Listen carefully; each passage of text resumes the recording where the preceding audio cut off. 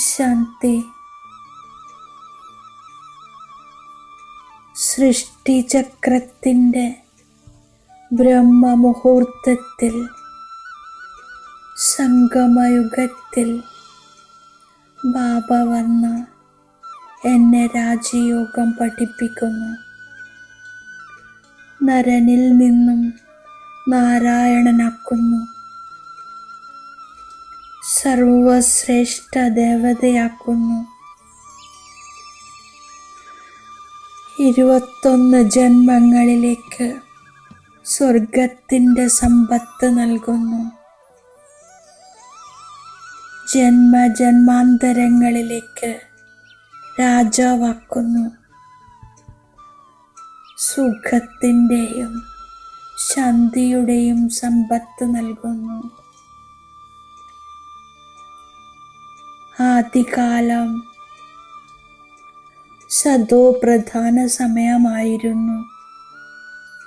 പിന്നീട് ചക്രം തിരിയുമ്പോൾ സതോയിൽ നിന്നും രജോ, പിന്നെ തമോയിലെത്തുന്നു. ഡ്രാമാനുസാരം സമ്പത്തെടുക്കുന്നു, പിന്നെ നഷ്ടപ്പെടുന്നു. അനാദി ഡ്രാമയുടെ ഈ ചക്രം തിരിഞ്ഞുകൊണ്ടിരിക്കുന്നു. ഞാനിപ്പോൾ വീണ്ടും സമ്പത്തെടുക്കുകയാണ്. രാജയോഗത്തിലൂടെ രാജ്യഭാഗ്യമെടുക്കുന്നു. ഇത് അനാദി ഡ്രാമയാണ്. ജയപരാജയത്തിൻ്റെ കളിയാണ്. ഇതിന് അന്ത്യമില്ല. ഈ ഡ്രാമ അനാദിയായി ഉണ്ടാക്കപ്പെട്ടതാണ്. ഈ കളി വളരെ പെർഫെക്റ്റാണ്.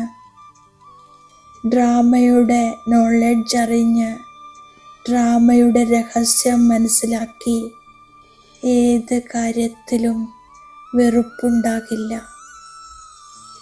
ഈ ഡ്രാമയിൽ എനിക്ക് ഏത് പാർട്ടാണോ കിട്ടിയത് അത് വളരെ നല്ലതാണ്. എൻ്റെ പാർട്ട് പ്ലേ ചെയ്ത് സുഖ ദുഃഖം ജയപരാജയം എല്ലാം സമാനമാക്കുന്നു. സ്വയം ഈ ഡ്രാമയുടെ ക്രിയേറ്റർ ബാബയ്ക്ക് ഈ പരിധിയില്ലാത്ത ഡ്രാമയിലെ ഓരോ സീനും ഇഷ്ടപ്പെടുന്നു. ബാബയ്ക്ക് ഇഷ്ടമാണെങ്കിൽ എനിക്കും ഇഷ്ടമാണ്. ഞാൻ ആത്മാ ഈ പരിധിയില്ലാത്ത ഡ്രാമയിലെ സീൻ ഇഷ്ടപ്പെടുന്നു. ഈ ഡ്രാമയിൽ ഓരോ ആത്മാവിൻ്റെ റോളും നല്ലതാണ്. യാതൊരു വെറുപ്പുമില്ല. എന്താണ് നടന്നത് അത് നല്ലതാണ്. ഉണ്ടാകുന്നതും നല്ലത്. ഇനി നടക്കാനിരിക്കുന്നതും വളരെ നല്ലത്. ബാബ നോളജ്ഫുള്ളാണ്. എന്നെയും ഡ്രാമയുടെ നോളജ് തന്ന് നോളജ്ഫുള്ളാക്കി. ഇപ്പോൾ ജീവിതത്തിൽ വളരെ രസമാണ്. ഈ വണ്ടർഫുൾ കളി വണ്ടർഫുൾ ബാബ തന്നിരിക്കുന്ന അറിവാണ്. പ്രഭുവിൻ്റെ കളിയും ഈ ഡ്രാമയും വിചിത്രമാണ്. പരിധിയില്ലാത്ത ഡ്രാമയെ കണ്ടുകൊണ്ട് ഞാൻ ഹർഷിതമായിരിക്കുന്നു. ഞാൻ മഹാസൗഭാഗ്യശാലിയാണ്. കാരണം ഭഗവാൻ എന്നെ പഠിപ്പിക്കുന്നു. ഈ രുദ്രജ്ഞാന യജ്ഞത്തിലൂടെ വിനാശജ്വാല പ്രജ്വലിതമാവുകയാണ്. ഈ ഭാവിയെ ആർക്കും മാറ്റാൻ കഴിയില്ല. ഇതാണ് ഡ്രാമയുടെ ഭാവി. ഞാൻ ശാന്തസ്വരൂപ ആത്മാവാണ്.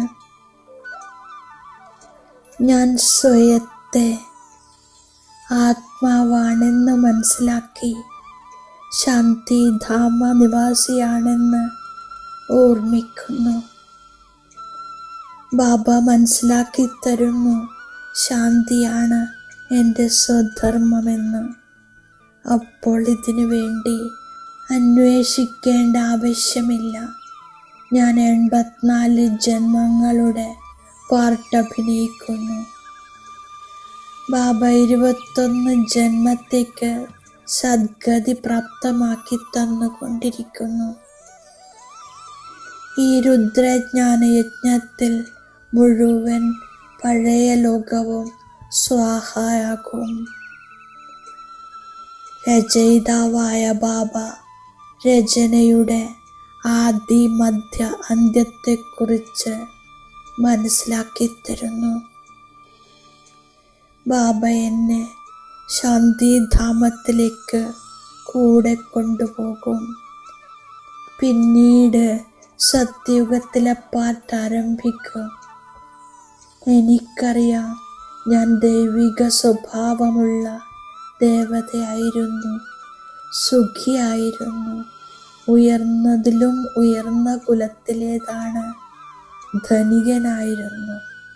പിന്നീടിപ്പോൾ ദരിദ്രനായി, പതിതമായി.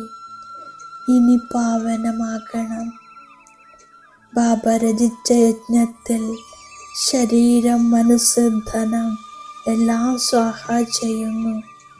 ജീവിച്ചിരിക്കെ മരിക്കുന്നു. സുഖധാമത്തിലേക്ക് പോകാൻ ഞാൻ ദൈവിക സ്വഭാവമുണ്ടാക്കുന്നു. ഡ്രാമയുടെ രഹസ്യത്തെ മനസ്സിലാക്കി ഹർഷിതമായിരിക്കുന്നു. സ്വരാജ്യം നേടുന്നതിനു വേണ്ടി ശരീരം, മനസ്സ്, ധനം എല്ലാം സ്വാഹ ചെയ്യുന്നു. എല്ലാം പുതിയ ലോകത്തിലേക്ക് ട്രാൻസ്ഫർ ചെയ്യുന്നു. ഞാൻ ബാബ തന്നിരിക്കുന്ന വരദാനത്തിൻ്റെ സ്വരൂപമാകുന്നു. മസ്തകത്തിലൂടെ 3-ാം നേത്രത്തിൻ്റെ സാക്ഷാത്കാരം ചെയ്യിക്കുന്ന സത്യമായ യോഗിയാകുന്നു. ഞാൻ 3-ാം നേത്രത്തിൻ്റെ സാക്ഷാത്കാരം ചെയ്യിക്കുന്നതിനായി ഒരേ ഒരു ബാബയുടെ കൂട്ടുകെട്ടിലിരിക്കുന്നു. ഒരു ബാബയും ഞാനും, മൂന്നാമതാരുമില്ല. ബുദ്ധിയിൽ മൂന്നാമതായി ആരെങ്കിലും വരികയാണെങ്കിൽ 3-ാം നേത്രം അടഞ്ഞു പോകും. സദാ 3-ാം നേത്രം തുറന്നിരിക്കണം. അതിനായി 3-ാമനായി ആരും ഉണ്ടാകരുത് എന്ന ഓർമ്മ വെക്കണം.